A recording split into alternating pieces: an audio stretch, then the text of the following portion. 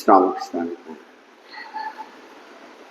सीखें जीवन की एबीसीडी कि जब तक व्यक्ति अक्षर ज्ञान नहीं कर लेता तब तक वह कभी किसी भाषा को पढ़ना, पुस्तक को पढ़ना या कभी कुछ बोलना उसके लिए संभव नहीं है।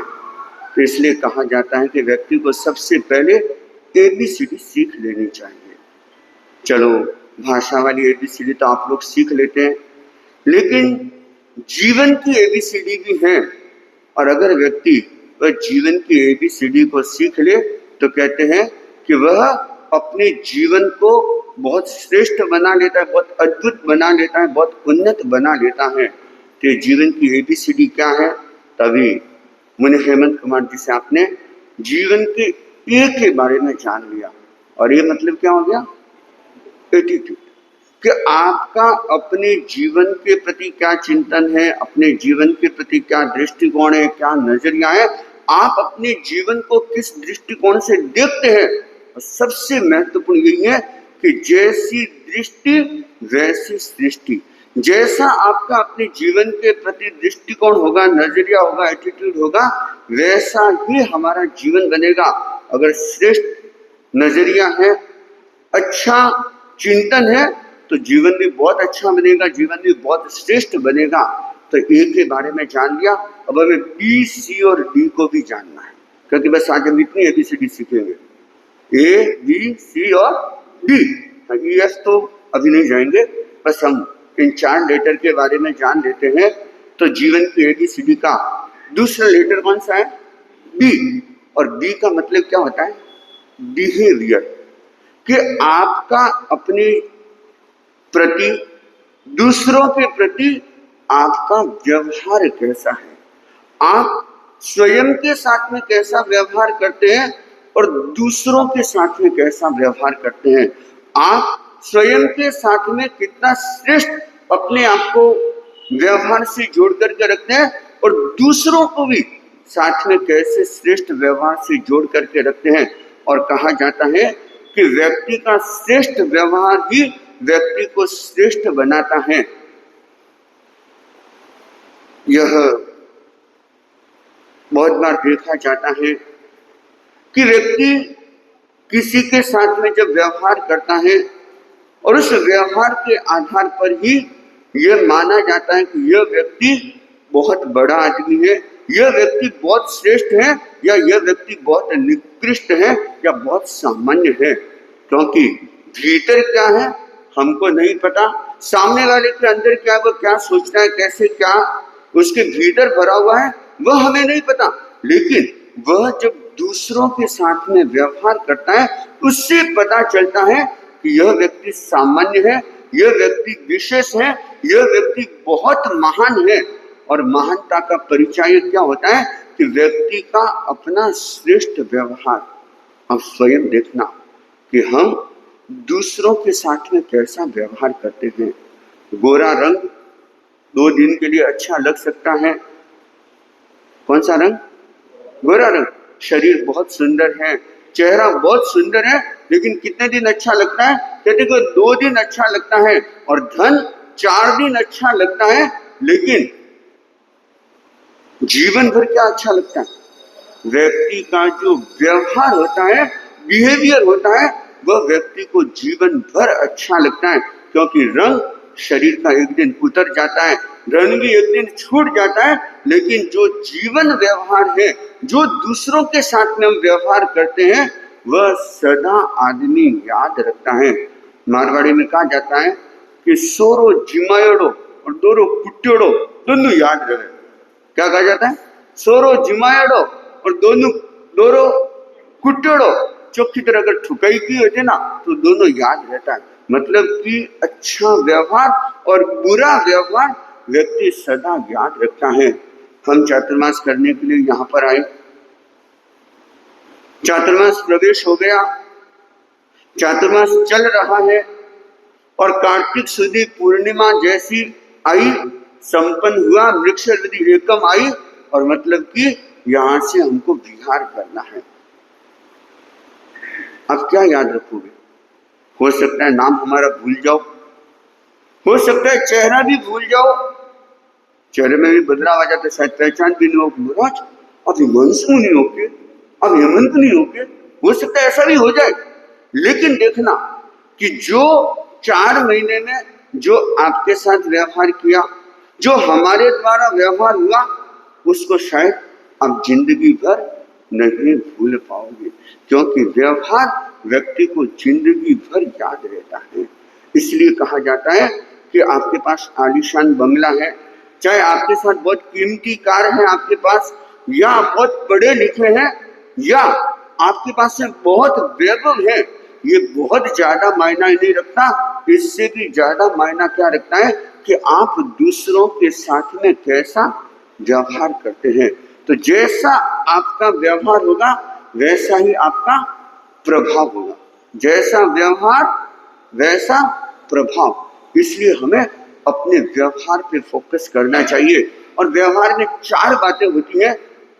पहली बात होती है कि हमारा बोलने का तरीका कैसा है, हम कैसे शब्दों का प्रयोग करते हैं, कितना सोच समझ करके बोलते हैं, कितना मधुर शब्दों का प्रयोग करते हैं। और इस मधुर शब्दों के आधार पर, बोलने के तरीके के आधार पर आपके व्यवहार की पहचान होती है। जब आप चिंतन पूर्वक मधुर शब्दों का, श्रेष्ठ शब्दों का, अच्छे शब्दों का प्रयोग करते हैं तो क्या लगता है कि हाँ, यह व्यक्ति, इस व्यक्ति का व्यवहार बहुत श्रेष्ठ है। कहते हैं कि बनारस शाह रास्ते से जा रहे थे और रास्ते में एक स्थान पर भिखारी भीख मांग रहा था। बनारस शाह जैसे उसके पास से निकल रहे थे तो उसने मांग लिया कि कुछ दे दीजिए। तो बनारस शाह ने अपनी जेब में हाथ डाला और देखा कि जेब में पैसा नहीं है, कुछ भी नहीं था जेब में। तो कहा कि देख भैया, अभी मेरे पास में, मेरे जेब में अभी कुछ नहीं, जेब खाली है, मैं अभी तो कुछ नहीं दे पाऊंगा, लेकिन जब नेक्स्ट टाइम आऊंगा तो मेरे पास अगर कुछ होगा तो मैं तुमको जरूर दूंगा, मुझे माफ कर दो। जैसे ये कहा तो भिखारी उछलने लगा और बोला कि आपने मेरे को बहुत कुछ दे दिया। तो मैंने तेरे को क्या दिया, मेरे पास कुछ है ही नहीं। कि नहीं, आपने जो दिया है मुझे आज दिन तक किसी ने नहीं दिया। कि क्या, कि आपने मेरा कितना रेस्पेक्ट किया और आपने मेरे लिए क्या शब्द का प्रयोग किया। भैया अभी मेरे पास में कुछ नहीं है और आपने मेरे को जो सम्मानीय दृष्टि से देखा ना, यह मेरे लिए बहुत बड़ा, आपने मेरे को इतना कुछ दे दिया। ये क्या कि हम कैसे शब्दों का प्रयोग करते हैं। तो पहली बात है, हमारे व्यवहार की पहचान किससे होती है, हमारे अपने शब्दों से। और दूसरा, हमारे व्यवहार पहचानने का तरीका क्या है, विनम्रता। कि आपके भीतर पोलाइटनेस कितनी है, आपके भीतर विनम्रता का भाव कितना है, और विनम्रता युक्त व्यवहार आप लोगों के साथ में कितना करते हो। बहुत सारे लोग अपने अहंकार से इतने भरे हुए होते हैं कि दूसरे लोगों का या सामान्य लोगों का, छोटे लोगों का क्या करते हैं, अपमान करने लग जाते हैं, तिरस्कार करने लग जाते हैं। लेकिन जिस व्यक्ति का व्यवहार श्रेष्ठ होता है वह व्यक्ति अपने जीवन को श्रेष्ठ बना लेता है। जिसका व्यवहार श्रेष्ठ होगा वह दूसरों के साथ में सदा कैसा व्यवहार करेगा, विनम्र व्यवहार करेगा। अक्खड़पन वाला, अहंकार वाला व्यवहार कभी किसी से नहीं करेगा। जब भी दूसरों से बात करेगा तो कैसे करेगा, हाथ जोड़ करके बात करेगा। या हम ऐसे कह सकते हैं कि उसके साथ में बड़े शालीनता पूर्वक उसके साथ में वह बातचीत करेगा, उसके साथ में व्यवहार करेगा। और जो जितना विनम्र होगा वह व्यक्ति क्या करेगा, उतना ही दूसरों को सम्मान देगा। क्या करेगा, दूसरों को क्या करेगा, सम्मान देगा। और जो व्यक्ति विनम्र नहीं है वह कभी दूसरों को सम्मान दे नहीं सकता। यह विनम्र व्यक्ति की पहचान है कि वह दूसरों को, जब भी एक छोटा बच्चा भी अगर उसके पास में आएगा ना, उसको भी बड़ा रेस्पेक्ट देगा, उसको भी बड़ा सम्मान देगा। और बड़ा व्यक्ति भी आ जाए तो उसके लिए भी वह क्या करेगा, अपने स्थान से खड़ा हो जाएगा। मैंने देखा परम पूज्य गुरुदेव आचार्य महाप्रज्ञ जी जब छोटे संतों को बुलाते थे तो छोटे संतों को भी क्या करते थे, जी लगा करके बुलाते थे। हिमांशु जी, हेमंत जी, ऐसे कभी नहीं, हिमांशु ना। छोटे संतों को भी कैसे बुलाते थे, जी कहकर के बुलाते थे। और ये कितनी बड़ी बात थी। और जब गुरुदेव के पास में जाते तो हमें जब जब होता तो गुरुदेव हमें समय प्रदान करते, निवेदन करते कि हमें कुछ सेवा उपासना करनी है, तो गुरुदेव सदा हमें समय देते थे। ये क्या था, ये उनका इतना, जो जितना बड़ा व्यक्ति होगा ना वो उतना ही ज्यादा विनम्र होगा, और जो जितना छोटा होगा उतना ज्यादा अकड़ में रहेगा।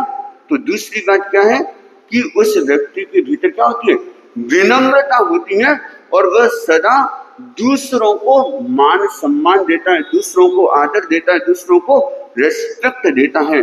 बहुत बार देखना, हम कभी घरों में जाते हैं तो मैंने कई घरों के व्यवहार को देखा कि जो श्रावक श्राविकाएं होते हैं उनमें इतने अच्छे गहरे संस्कार होते हैं, विनम्रता के, सम्मान के इतने गहरे संस्कार होते हैं कि जब उनके घर पे जाते हैं तो जब गोची करके वापस निकलते हैं ना तो दरवाजे तक छोड़ने के लिए आते हैं और उनके हाथ जुड़े हुए ही रहते हैं। और फिर जब जैसे दरवाजे तक आ गए तो महाराज बहुत कृपा करें, पुनः पधारने की कृपा करवाना। ये क्या है, यह विनम्रता का व्यवहार है। यह एक सम्मान है कि दूसरों को जितना सम्मान देते हैं उतना सम्मान मिलता भी है। तो हमारा व्यवहार इतना श्रेष्ठ होना चाहिए कि सदा हम दूसरों को अपने व्यवहार से उनका मन जीत सकते हैं। परंतु बहुत कम लोग ऐसे होते हैं जो व्यवहार से संपन्न होते हैं, व्यवहार से शालीन होते हैं, और जो व्यवहार जिनका उत्कृष्ट होता है बहुत कम लोग होते हैं। और कई बार ऐसा होता भी है कि व्यक्ति का व्यवहार बड़ा अच्छा होता है लेकिन सामने वाला उसको क्या करता है, अपने ढंग से लेता है, उसको समझने की कोशिश नहीं करता। ऐसा भी बहुत बार होता है। विराट जो एकाकी लड़का था और वो अपने माता पिता से बहुत ज्यादा चिढ़ता था, बहुत ज्यादा ऐसे उसके मन में माता पिता के प्रति ऐसा भाव था कि मुझे अपने माता पिता के साथ में नहीं रहना है। हालांकि माता पिता का व्यवहार इतना श्रेष्ठ था, वे हर छोटी छोटी व्यवहार की बात को अपने पुत्र को सिखाते थे कि दूसरों के साथ में कैसा व्यवहार करना, कैसे रहना, क्या करना, दूसरे जब आए तो मान सम्मान देना, खड़े होना, और ऐसी छोटी छोटी कुछ बातें वह भी अपने पिता से सीखने को मिलती थी। लेकिन कई बार क्या होता है, सामने वाले का चिंतन ऐसा होता है, अगर कुछ सिखाने की कोशिश करते क्या सोचते हैं, ये तो माता पिता की, ये तो पापा की आदत है, मम्मी की आदत है। और मम्मी की आदत की क्या थी, टोका टोकी थोड़ी करने की। टोका टोकी मतलब व्यवहार के ज्ञान को देने के लिए कभी कभी माँ कह दिया करती थी कि बेटा देख जल्दी उठ जाना चाहिए, जल्दी उठना स्वास्थ्य के लिए अच्छा है। तो ऐसे प्रेरणा दिया करती थी, देख अपने बेड को एकदम अच्छे से नीट और क्लीन रखो, व्यवस्थित रखो, अपने हर सामान को व्यवस्थित रखो। कभी कभी पिता भी टोक दिया करते थे कि देखो जब बाहर आओ तो लाइट बंद कर दिया करो, एसी पंखा बंद कर दिया करो, क्योंकि अनावश्यक ये चलता रहता है। अब ये छोटी छोटी बातें भी विराट को क्या लगती कि पापा मम्मी क्या कर रहे हैं, मेरे को बात बात में टोकते हैं। हो सकता थोड़ा उनका बोलने का तरीका, थोड़ा सा बोलने का अपना अपना तरीका होता है, लेकिन अगर बोलने का तरीका श्रेष्ठ है, ये व्यवहार की छोटी छोटी बातें भी हमारे जीवन के लिए बहुत महत्वपूर्ण होती हैं। तब उसके कारण से विराट ने चिंतन क्या किया कि बस मेरी नौकरी लग जाए, अभी तक नौकरी लगी नहीं है, नौकरी लग जाए तो मैं क्या करूंगा, अपने माता पिता से अलग कहीं दूसरे शहर में जाकर के बोस को बोल करके ऐसी जगह में अपनी नौकरी लगवाऊंगा कि बस मुझे अलग रहना अच्छा लगेगा। तो इनके साथ ये रोज रोज की किचकिच, रोज रोज की चिकचिक मुझे नहीं सुननी है। और वह किसी नौकरी का उसको लेटर मिला, वो इंटरव्यू देने के लिए गया, और इंटरव्यू देने के लिए जब ऑफिस में गया तो 3 तल्ले की ऑफिस थी और 3rd फ्लोर पर उसका इंटरव्यू होना था। तो वह पहले नीचे बैठा और कहा कि जब आपको सूचना आए तब ऊपर आना है। वह नीचे बैठा हुआ था और इतने में उसने क्या देखा कि पानी टपक रहा है। क्या टपक रहा है? पानी टपक रहा है। और उसे पापा की बात याद आई कि देख बेटा, अनावश्यक पानी नहीं गिराना चाहिए, अगर कभी गिरता देखे तो बंद कर लेना चाहिए। तो उसने देखा और उसे याद आया तो उसने क्या किया, तत्काल नल को बंद कर दिया, पानी टपकना बंद हो गया। फिर ऐसे बैठा बैठा उसकी नजर इधर गई तो वहां पर उसने देखा कि यहाँ पर देखो ऐसे यह पुस्तकें ऐसे ही पड़ी हैं। तो उसने क्या किया, उन पुस्तकों को ऐसे अच्छे से रख दिया और रखने के बाद वापस अपने स्थान पर बैठ गया। अब करते करते करते करते उसका नंबर आया तो वह ऊपर जाने लगा और रास्ते में देखा कि एक बड़ा सा ऐसे पत्थर पड़ा था। उस पत्थर को उसने साइड में रख दिया। फिर जैसे आगे बढ़ा तो 1st फ्लोर पर ही देखा कि बत्ती जल रही है। तो उसने बत्ती को भी बंद कर दिया और करने के बाद में वह जैसे अपने वहां 3rd फ्लोर पे पहुंचा, ऑफिस में पहुंचा, तो जो इंटरव्यू लेने वाले थे और उन्होंने देखा और सबसे पहले जाकर के उसने क्या किया, ऐसे ही नमस्कार किया, हाथ जोड़ा और बड़ी शालीनता के साथ में बैठ गया। बैठने के साथ में ही उसको क्या, ज्वाइनिंग लेटर उसको दे दिया और कहा कि तुम्हारा नौकरी के लिए सिलेक्शन हो गया। वो बोला कि सर इंटरव्यू, क्या बोला, इंटरव्यू। तो कहा कि इंटरव्यू हो गया तुम्हारा। आपने तो कुछ पूछा तो नहीं, कुछ क्वेश्चन भी नहीं पूछा कि नहीं, हमारे कैमरे सब जगह लगे हुए हैं, 40 लोग इंटरव्यू देने के लिए आए थे लेकिन तुम्हारा सिलेक्शन हो गया। क्योंकि जब हमने देखा कि तुम छोटी छोटी बातों को इतना महत्वपूर्ण समझते हो और जब तुम्हारा यह छोटी छोटी बातों के साथ में जो व्यवहार देखा ना, शालीनता भरा व्यवहार देखा, तो हमने समझ लिया कि तुम हमारी कंपनी में एक मैनेजर बनने के लिए बहुत योग्य व्यक्ति हो, कि जो छोटी छोटी चीजों की कद्र करता है वह बड़ी चीजों की कद्र भी अपने आप कर लेगा। विराट जैसे अपने घर पे गया तो सबसे पहले उसने क्या किया, हाँ, वह अपने माता पिता के पैरों में गिर गया और बोला कि माँ, पापा, मुझे माफ कर देना कि मैंने इतने समय तक आपके लिए मेरे मन में कैसे कैसे विचार उठते थे, लेकिन मैं आपकी यह जो श्रेष्ठ व्यवहार देने की कला जो सिखाने की कला है, मैं उसको समझ नहीं पाया और इन छोटी छोटी बातों का भी जीवन में कितना बड़ा महत्व है। और आज इन्हीं छोटी छोटी बातों के कारण से, श्रेष्ठ व्यवहार के कारण से क्या हुआ कि मेरा बिना कोई इंटरव्यू लिए मेरा सिलेक्शन हो गया। अब देखना, ये व्यवहार की छोटी छोटी बातें होती है लेकिन कितनी महत्वपूर्ण होती हैं। तो व्यवहार हमारा श्रेष्ठ कैसे बनता है, हमारा मधुर बोलने का तरीका हमारा कैसा है, हमारा बातचीत करने का तरीका कैसा है, हम दूसरों को कितना सम्मान देते हैं, रेस्पेक्ट देते हैं, और उसके साथ साथ में हमारे भीतर विनम्रता का भाव, कितना विनम्रता के साथ में हम दूसरों के साथ में कितना व्यवहार करते हैं। तो यह व्यवहार बहुत महत्वपूर्ण है। तो हमें क्या करना है, अपने व्यवहार को श्रेष्ठ बनाना। एटीट्यूड हमारा श्रेष्ठ होना चाहिए, तो साथ में व्यवहार भी हमारा बड़ा शालीन होना चाहिए।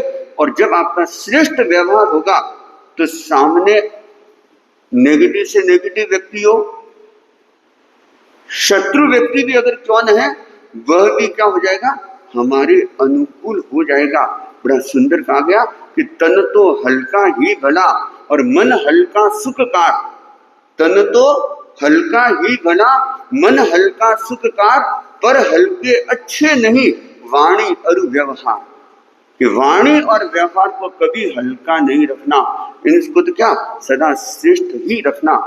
तो सीखे जीवन के एबीसीडी का बी क्या कहता है, हमें अपने बिहेवियर पर ध्यान देना है, हमें अपने व्यवहार पे ध्यान देना है। और तीसरा क्या है, सी, सी मतलब है कॉन्फिडेंस, कि आपके जीवन में कॉन्फिडेंस कितना है, आत्मविश्वास कितना है, आप स्वयं पर कितना विश्वास करते हो।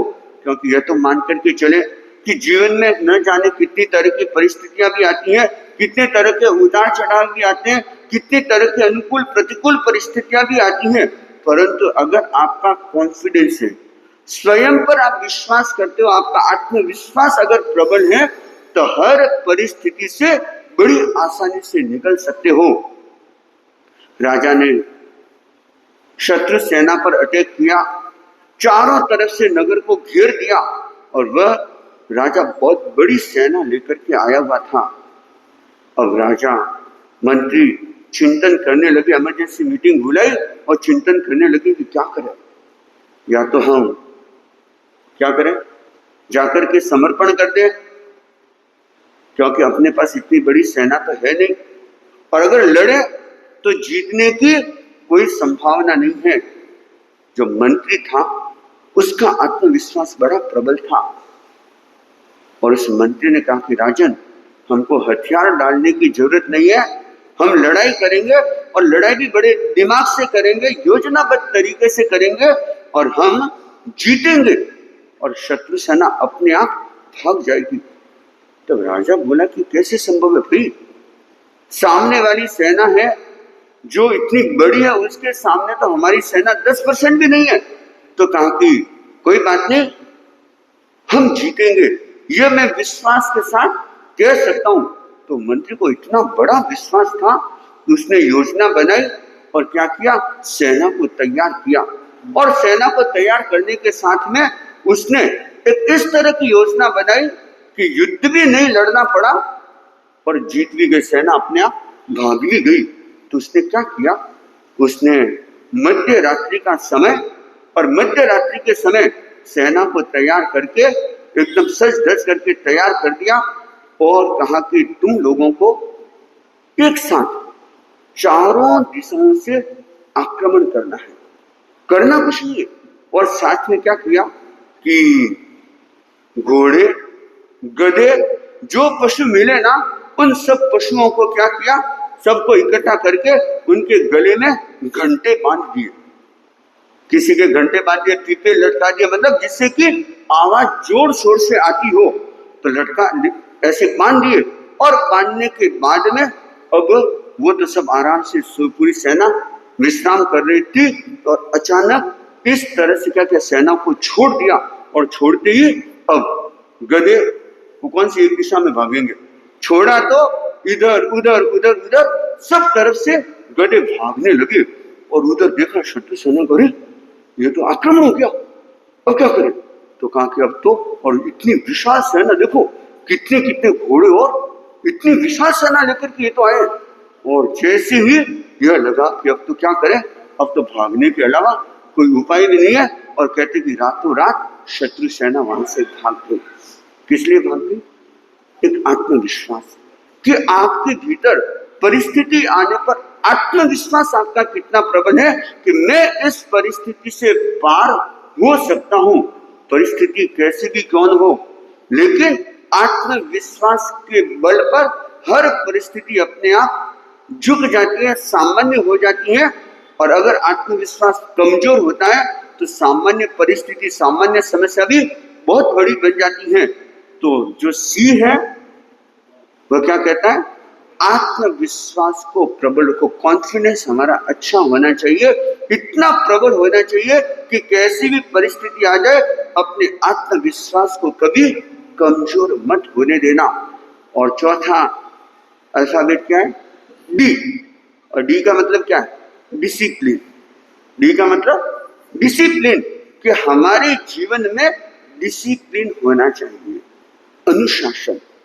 और जो जीवन अनुशासित होता है वह जीवन बहुत श्रेष्ठ माना जाता है। अनुशासन कह दो, संयम भी इसके साथ में जुड़ा हुआ है, कि जितना आपका जीवन संयमित होगा, जितना आपका जीवन अनुशासित होगा, उतना जीवन श्रेष्ठ बनेगा। और जितनी अनुशासनहीनता है, असंयम है, समझ लेना कि उतना ही हमारा जीवन पतन की ओर चला जाएगा। तो हमें क्या करना है, अपने जीवन में अनुशासन का विकास करना है, डिसिप्लिन को बढ़ाना है। आप जो भी अपनी दिनचर्या है, जो भी आप अपना जीवन जीते हैं, अपनी रूटीन को देख लीजिए कि उसमें डिसिप्लिन कितना है, कितना है। सवेरे आप कितने बजे उठते हैं, उठ के क्या करते हैं, आपकी दिनचर्या कितनी व्यवस्थित है, कौन से काम को किस तरीके से करते हैं, यह सारा का सारा अनुशासन के अंतर्गत, डिसिप्लिन के अंतर्गत आ जाता है। कि अगर आपकी दिनचर्या व्यवस्थित है तो हर काम व्यवस्थित होता है। न तो उठने का पता, न सोने का पता, तो फिर क्या होगा, क्या होगा? जो जीवन है वह अस्त व्यस्त हो जाता है। लेकिन हमें जीवन को अस्त व्यस्त नहीं बनाना, हमें जीवन को व्यवस्थित बनाना है। और व्यवस्थित बनाने के लिए हमें अपनी दिनचर्या को भी व्यवस्थित करना है, और साथ में हमें अपनी इंद्रियों का भी संयम करना है। हमें अपने मन पर भी अनुशासन करना है, इंद्रियों पर भी अनुशासन करना है। और जो इंद्रियां अनुशासित होती हैं, जो मन अनुशासित होता है, कहते हैं कि वह जीवन को श्रेष्ठ बना देता है, वह जीवन को बहुत उन्नत बना देता है। तो हमें अपनी इंद्रियों का संयम, इंद्रियों पर हमें नियंत्रण करना है। जो हमारी इंद्रियां उच्छृंखल है, जो हमारी इंद्रियां बाहर की ओर भटक रही हैं, जो इंद्रियां हमें भटकाने वाली हैं, उन इंद्रियों पर क्या करना है, एक अनुशासन करना है कि उसका हम श्रेष्ठतम उपयोग करने की कोशिश करें। आंख, कान, नाक, जीभ और यह शरीर, जिसका हमें श्रेष्ठतम उपयोग करने का लक्ष्य रखना है। तो हम अपने जीवन में अनुशासन को महत्व दें कि जो हम काम करते हैं डिसिप्लिन के साथ में करें, व्यवस्थित तरीके से करें, अच्छे ढंग से करें। और अगर हम इस तरीके से अनुशासन के साथ में अगर करते हैं तो यह जो हमारी जीवन की ABCD है, ABCD, और यह हमारे जीवन के लिए बहुत महत्वपूर्ण है कि जो हमारे जीवन को कहां से कहां पहुंचा सकती हैं, हमारे जीवन को बहुत श्रेष्ठ बना सकती हैं। तो हमें बस इन 4 लेटर को अच्छे से सीखना है, 4 लेटर को हमें अपने जीवन में उतारना है, और जीवन में उतार करके अपने जीवन को श्रेष्ठ बनाना है। इन्हीं भावों के साथ में वापस एक बार रिपीट कर लो। जीवन के ABCD का A attitude, B C confidence, और D डिसिप्लिन। तो बस हमें इन 4 को फॉलो करना है और अपने जीवन को श्रेष्ठ बनाने का लक्ष्य बनाना है। इन्हीं भावों के साथ में ओम शांति शांति।